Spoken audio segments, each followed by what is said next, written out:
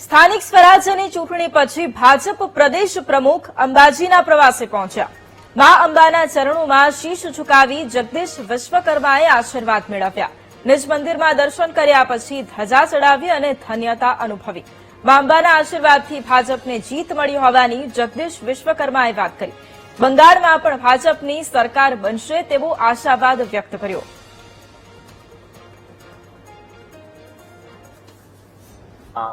જગતજનની અંબાના ચરણોમાં દર્શન કર્યા છે। ગુજરાતની અને દેશની તમામ પ્રજા માટેના સુખાકારી માટેના આશીર્વાદ માંગ્યા છે।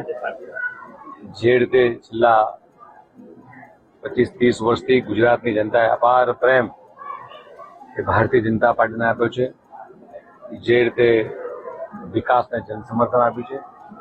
પ્રદેશ અધ્યક્ષ બનતાની સાથે જ માતાજીના ચરણોમાં આશીર્વાદ લઈ પ્રાર્થના કરી અને ગુજરાત ભ્રમણની શરૂઆત કરી હતી અને મા અંબા આ આશીર્વાદ મળ્યા છે અને સમગ્ર ગુજરાતની અંદર જ્યારે ભગવો લહેરાયો છે ફરીથી માતાજીના ચરણોમાં પ્રાર્થના કરવા ગુજરાતની 4.5 કરોડ જનતા દેશની 140 કરોડ જનતાના સુખાકારી માટે પ્રાર્થના પણ કરી છે।